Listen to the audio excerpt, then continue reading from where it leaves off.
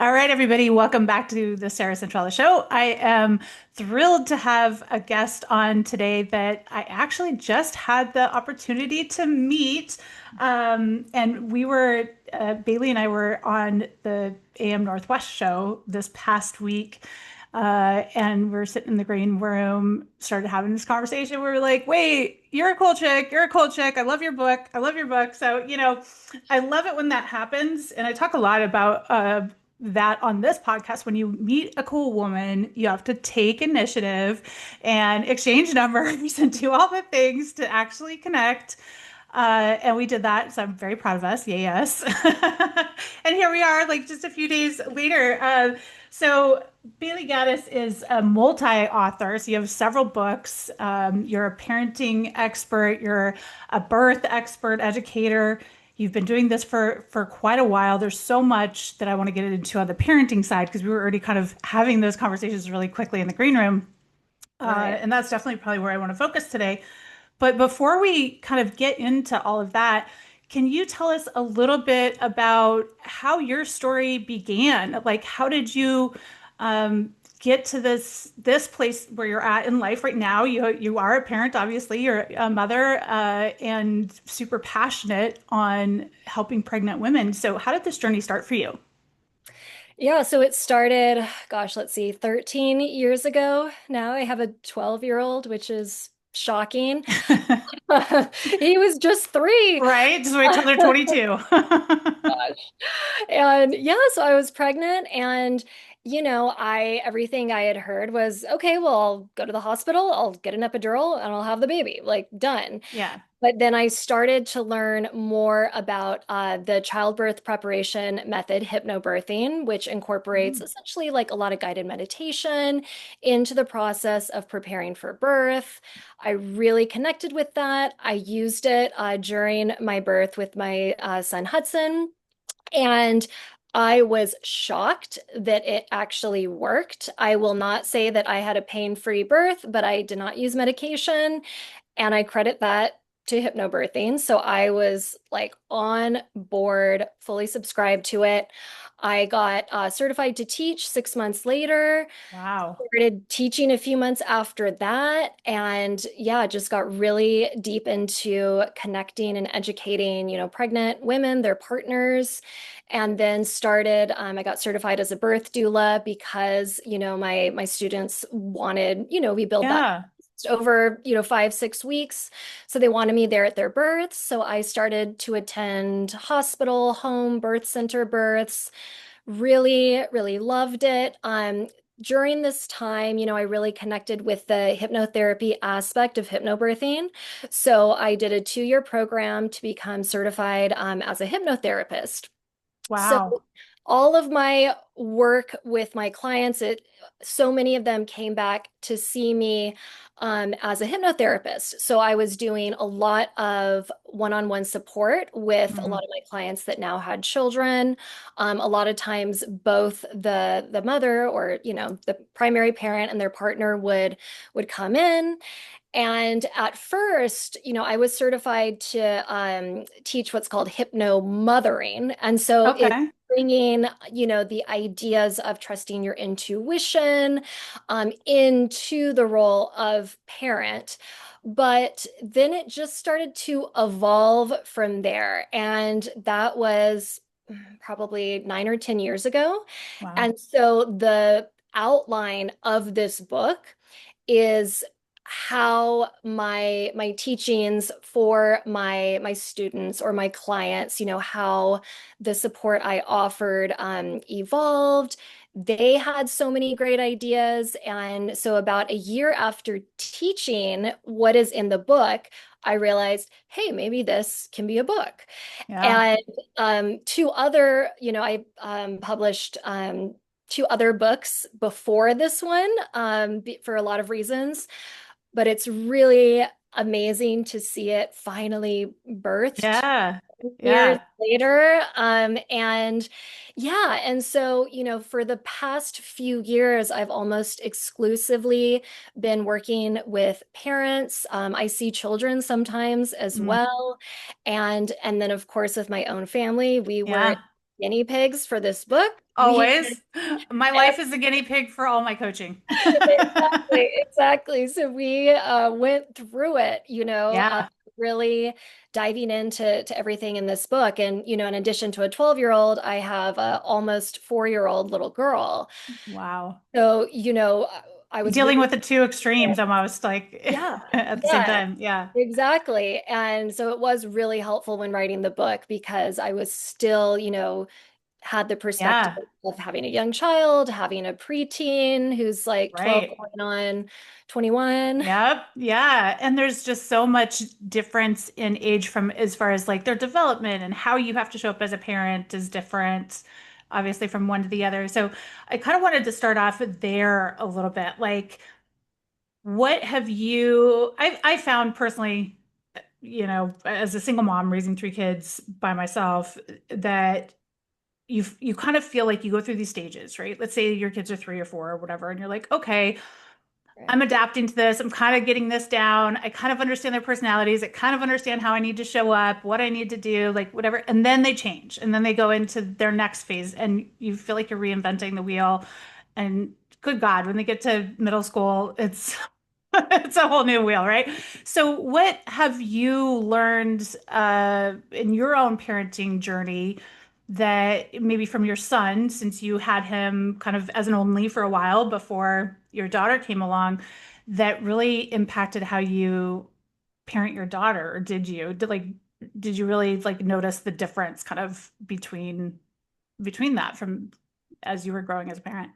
Yeah, I would say, the biggest difference was I just trusted myself more. Mm, And, it was that classic thing of, with your first child, it's like, am I going to break them? yes. Like, I don't Everything has know to be perfect. doing. Yeah, exactly. And, with her, it was like, okay, nobody really knows exactly what they're doing with Yeah. these unique kids. We never know the personality that our child is going to have. As you said, they're Hmm. changing all the Yeah. time as they get older. So, yeah, I would definitely say trusting myself. But then when she was born, I was already pretty deep into writing this book.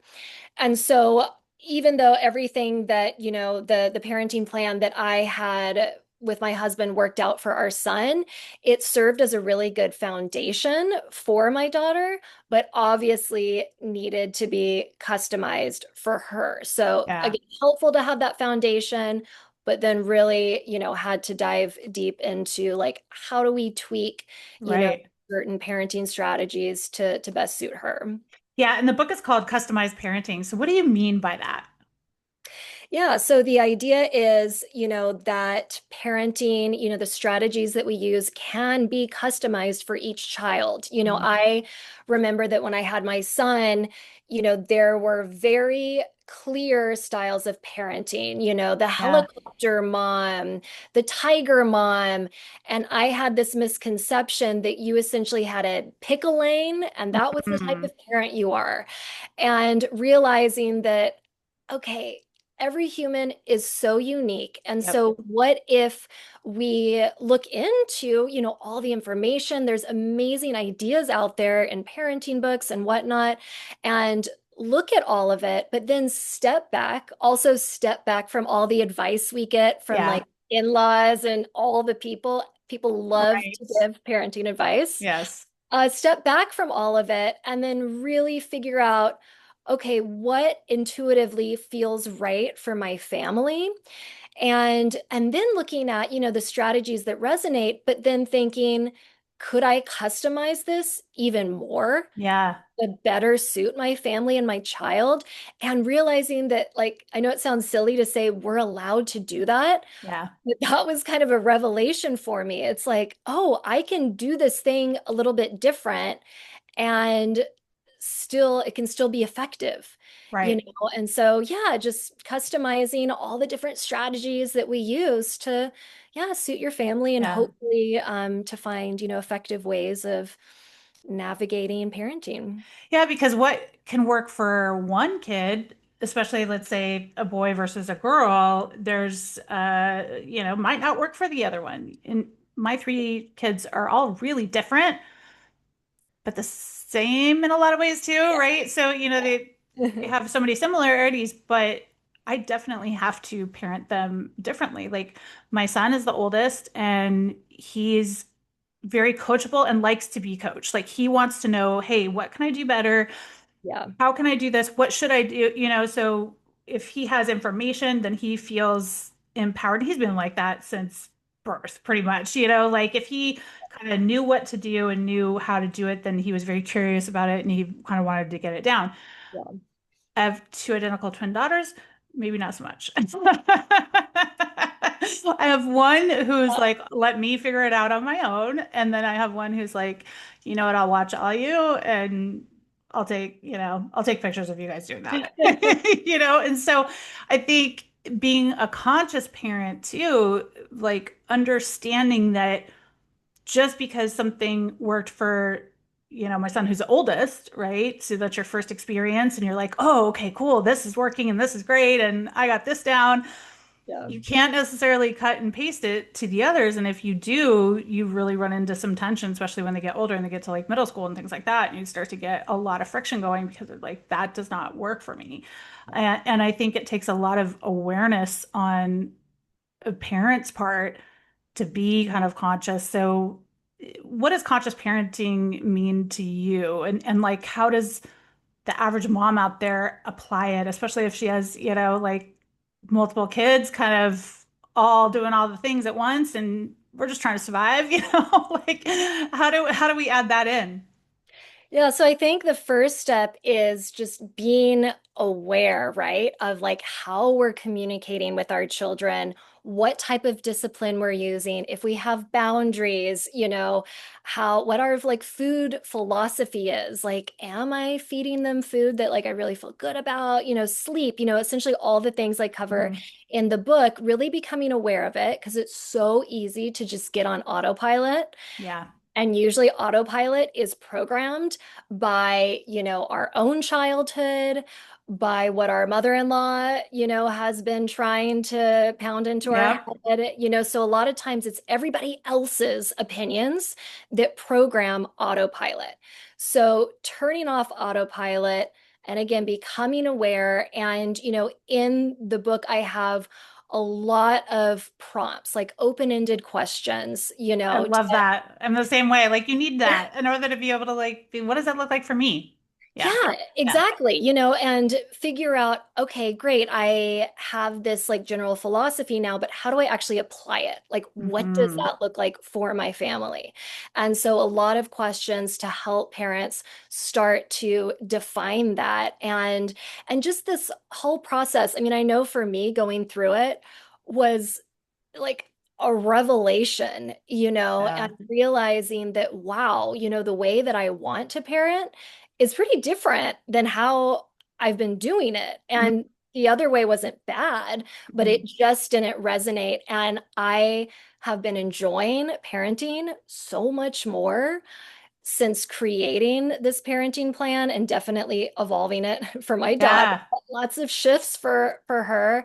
But yeah, just, not just living a conscious life in general, but specifically with parenting just felt so good and so much easier. Like I Mm. wasn't coming up against as many brick walls with my kids, Yeah. Felt like Yeah. there was more of a flow. And, when my son got old enough, he participated in figuring out how do we want to communicate? What's our Yeah. family philosophy? What values are important to us? And then he was better able to actually, subscribe to the discipline, the rules, Yeah. because he had a piece in crafting them. I love that. Yeah. What are some of the things that you kind of specifically that you have customized, let's say for your daughter? You were talking about discipline. I think discipline is definitely one I want to expand on a little bit more, but um, are there other things like screen time? What are some of the kind of those specific day-to-day parenting pieces? Yeah, so for my daughter, she, feels a lot and has Mhm. big emotions. And man, she can scream so loud. Yeah, I feel And, that. I, I think back to when my son, he didn't do that often, but the few times he did, before I was like really consciously parenting, I would just tell him, just stop, stop, don't do, Right, right, stop screaming, stop screaming. And then I was screaming at him to right. stop screaming, and so for my daughter, when that starts happening and I get triggered immediately, I Mm-hmm. want to say stop, Right. especially if we're out in public, to do some of my own calming work. Like I don't even respond to her at first, Mm-hmm. I do Yeah. breaths. I remind myself that in this moment, there's very little that will get through to her. So Mm-hmm. talking isn't really going to do anything. Yeah. If we're out in public, I know that embarrassment could push me to Yeah. deal with this in a way I'm not proud of. So Right. I remove her from the situation. We go to the car a lot. Yeah.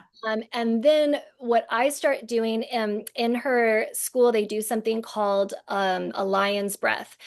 And you Mm. just place your hands, if you're outside, you place them on the ground. If you're in the car, just place them on your knees. And then you breathe in and then Yeah, I love breathe that. out like Teaching a teaching lion. her how to control her emotions with her breath. I love that. Yeah. Yeah. So I just start doing that in the car. I just, Modeling it. Yeah. yeah, Love I it. start doing it over and over again. And eventually she gets curious about it. We'll Hmm. stop screaming and we'll start doing it. Yeah. I love that. And it took me a while to figure out, what kind of technique would work. Sometimes I Yeah. give her like a pad and paper, like draw your emotions, and she would just like throw it Hmm. away. So it's like, okay, that doesn't work. Right. Uh, Talking isn't working. yeah, Asking punch her a to use her words card. is not working. Yeah. Yeah. So I went through, there's a lot of trial and error there Right. to figure this out. But yeah, so we customized that. And, it sounds so simple, but it was life-changing because, Yeah, and plus because you're not holding yourself to an old standard that is not working for her. So right. like if you're really locked into something specific, let's say, talking to them, like my son was I could get down on his level and look him in the eye and hold both of his hands and explain, even if he was like throwing a total tantrum, I could explain it to him and he would calm down, right? Like, again, not the Yeah. case all the time with my twins, right? So I think if you're locked into something, then you really you give yourself so much guilt. You know what I mean? Like there's so much that you're adding into the equation versus just saying, hey, what if something else works for this child? And how can I understand this child a little bit better? And I think I'm really fascinated with human communication, period, just in general. It is kind of mind blowing when you really think about how people connect with each other and how most of the time people are communicating only in their own language, if you will. And Ah, they're expecting everyone out in the world to read it, hear it, see it, respond to it exactly the way that it's in their head, rather than taking the time to kind of get to know the other person and say, what does the other person need? And maybe that other person is your 2-year-old child. Like, what do they need? How do they receive information? And how can I learn to customize so that I'm not running against all these brick walls? I'm mhm. actually bypassing all of that and we're on the same wavelength now. And I think that is conscious parenting. And I think a lot of I could hear anyway or imagine that there's, women, especially of young kids, who are like, that's all great, but man, like, how can I add that into the mix? Like, I'm just out here trying to get the kids to soccer practice and make sure I didn't forget the lunch. And, I was there with all of that stuff. What do you tell that mom who's just like, man, that sounds great, but I can't do that. I can't add that in. Yeah, no, that's a great question. So with a lot of my clients that are pretty much like all working parents, they got a lot going on. I tell them, and they're like, oh, I just don't have time to read a full book. I'm like, Yeah. don't put that pressure on yourself. for example, with one couple, communication Yep. is like their biggest issue right now with each other, but also their kids. I'm like, just skim through the communication chapter and focus on the prompts at the end. Like it'll probably take you, answering some of the prompts about 30 minutes, but what comes out of it Yeah. could save you so much time and so much grief. So in this book, I mean, it was designed so readers could do that, I love that you do that because not a lot of books do that. All my books do because I just think it's a waste of time when you're reading a personal any type of development book that Right. your job is to try and translate it and put it into your own life, and it's just so hard without knowing the right questions to ask yourself in order to get the answers that are all about you, your life, your kids, your relationship. I totally love that you do that. What about discipline? I know discipline can be like an all over topic. It can be a hot topic. It could be a decisive topic. What are your thoughts on discipline that has worked for you, your clients, your kids? What do you see working? Yeah, so I think there's a really great framework to start with that can be customized. So it's called the three C's. So it is clarity, consistency, and calm. So clarity, when you are explaining to the child your expectations for them and the consequences if those expectations aren't met. So they really understand Yeah. what is expected of me. And then consistency, Hmm. if something doesn't go the Yeah. way that, you were hoping and they veer that way when you wanted them to go Right. this way. So being really consistent in, how you respond, and then calm, also being calm when you respond. Yeah. Because when we get triggered, when our own emotions start coming up, when we go into fight or flight, Hmm. it's so much harder for us to connect, with those parenting strategies. Like somebody could create this like beautiful, amazing parenting plan, but if they get kicked into fight or flight, Right. they're Yeah. not going to be thinking about that. They're Yeah. just going to be, in my Yeah. case, just fighting back or getting Yeah. upset. And none of that is effective, So I really, just like I said with my daughter when she's throwing a tantrum, like I have to step back and really get myself calm before I, respond to what's happening. Yeah. And, so I think that there leaves so much room there, for customization because you get to choose what are the expectations? Hmm. What are the consequences? You know, Yeah. so you can choose whatever you want there, but I think it's really, really helpful for all kids, again, to have that clarity, consistency Yeah. in your reactions and the consequences, and then whenever possible, Yeah. being calm. Yeah. I That love all three of those. I mean, they're the key, right? Because, and I think a lot of times parents don't do the first step. yeah. They just don't lay out the expectations, or they assume the kid knows the expectations, or they assume the kid knows the rules, and that isn't always the case. And I also a lot of times see parents talking to their kids with the assumption that almost they have an adult brain and are processing everything exactly as like their partner would or whatever. And it's like, whoa, did you ever stop to explain it in their brain, like where their brain is at, in language that they understand? And then you can add the expectation, right? There has to be like that. I always considered myself as a mom, as my number one job, really to be their teacher. I just always saw myself as their teacher. I was the one who was going to show them everything about life. So this is why we put dirty dishes in the dishwasher, or this is how you do your laundry, or well, this is why we don't talk to strangers, or whatever, like explaining all of those things. So, and I started from, I literally had my son in his little Bjorn, and I'd be like walking around doing all the house chores and like telling him everything. Right. But I think a lot of times parents forget that and they're just communicating with even young children Mhm. in this exact way you would an adult. And it's like, take the moment, get on their level, explain it clearly, like you said, set that expectation. And I think it's absolutely okay to have expectations for your kids. I also think that's another thing that a lot of parents don't do, you know? They're like, oh, they can't really do chores, or they can't really do this or that, or I can't really get them off their device. And it's like, you can do all those things. You just have to do the three C's you just talked about. You have to clearly communicate it. Then you actually have to follow through and do it in a calm way that they don't fear that it's unsafe when that happens, right? And they know kind of what the expectancy is going to be on how you're delivering that.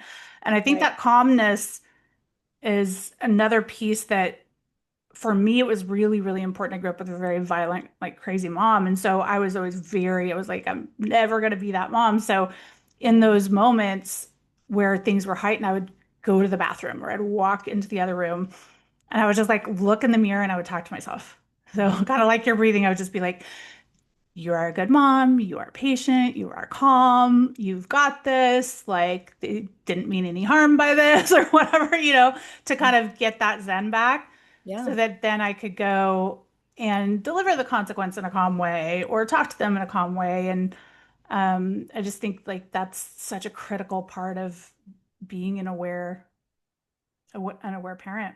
The other thing you were talking about, and you talked about this on the show, is labeling our kids. And I just let's get in there. Let's Yeah. dig into that because that's I have a lot of equal feelings on that. It's just it's easy to do. Lots of parents do it. Yeah, it is. I mean, it's still one of the hardest things for me to stop doing. And it first really came on my radar when my son was a toddler and my in-laws, hopefully they won't be watching this, started to, would call him sometimes a crybaby. Mm, And I was like, well, okay, he's a toddler and yeah, crying is a natural right. way to express yourself. And so I had to have a hard line with them. I'm like, do not call him No, crybaby. Do not call him other names, you absolutely not. know. And, so children, as they grow up, if they're labeled, and it can even be like one time, like a Hmm. teacher that says, like, you're a bad kid Right. something like that, it ingrains itself in the child's head. And then what do? They fulfill expectations. Hmm. If Exactly. it's to Yep. be a bad kid, it's like, all right, I'm labeled as a bad kid. I'm going to be one. And even positive labels, which is what's hard for me, Hmm. because that can also pigeonhole a child. Mm. Saying, for example, like, oh, you're just like a genius in math, which isn't Yeah. a very clear label, but it's still like putting this identity on the child. Or pressure. Yeah. And yeah, and this is actually, something that came up with a couple and a 14-year-old that I'm working with. Mhm. And he was always told that in his life, like, oh, you're just a genius Yeah. at math and you're going to be a mathematician and Yeah. Yeah. all of that stuff. And And so then all now of a sudden math gets hard and he's like, what's wrong with me? Yeah. exactly, Such exactly. a In good high point. school, it's getting hard and he's crumbling Hmm. because he feels like he's supposed to maintain this identity and it's making him feel like he's losing his identity Yeah. because he's not, again, maintaining this Yeah. incredibly Unrealistic. high. Yeah. Yeah, Yeah. exactly. These unrealistic expectations that were largely, put on him by himself, but it started with Hmm. that label. So really thinking about it before, we put that label on our kids. And we want to comment on stuff, sure, so if my son does like a really cool drawing, I try not to say, "Oh my gosh, you're just an amazing artist. You're so Yeah. artistic." I try to comment more on the exact drawing, like, Yeah. "Wow, this is really interesting. Like, how did you draw this?" Or tell Yeah. Or me, I love those color choices or yeah. yeah, yeah. So engaging Hmm. in it and, showing interest, but not putting that label on it, is Yeah, really it's important. it's such a huge thing. I mean, a big part of what I teach is mindset work, and a lot of what we do is use affirmations and I am statements to correct those, childhood beliefs that were negative, that were maybe self-sabotaging, whatnot. And so we use the positive opposite to create that as our transformation, as our change. And I think a lot of parents just don't understand that a child's brain, especially whether they say 0 to 5, Mhm. is where most of that programming gets solidified. Yeah. And it can be in little things too. It can be like, oh, your room is always so messy. You're such a slob. So a Yeah. lot of times when you're saying things like you would never think of that as a label. And if someone asked you, like, is your kid a slob? You'd probably be like, no, what are you doing? Don't call my kid a slob. Like, Right. but Yeah. and so it just kind of goes to show how easy it is to throw them out, especially in the heat of the moment. Hmm. But little things like that probably get repeated a whole lot more than you think they do. And those are big because like you said, they manifest in their character. Right. So the more that a child is told that, the more they stop even trying to figure out how to clean a room because they don't need to because they're the Yeah. kid that is always a They're a mess, slob. right? Yeah. And so it has so much repercussions. And I think really interesting point on the positive one on how you can really like over or put really unrealistic expectations on a kid thinking that you're doing something positive, thinking that you're kind of like reinforcing. Because I do think that that's super valid, especially in that in that example. Absolutely. I'm trying to think of some of the ones that I did for my kids when it was strategic, if that Yeah. makes sense. So like Yeah, when totally. when my son was younger and when he first started playing football, he had a hard time dealing with coaches' feedback, right? So if coach is like, "Don't do that," then it was all personal, and he would be really down on himself and would take it really personally. And so I started telling him like, "You're just so coachable. Like it's amazing how like when someone gives you a note, you're like, great. How do I do that?"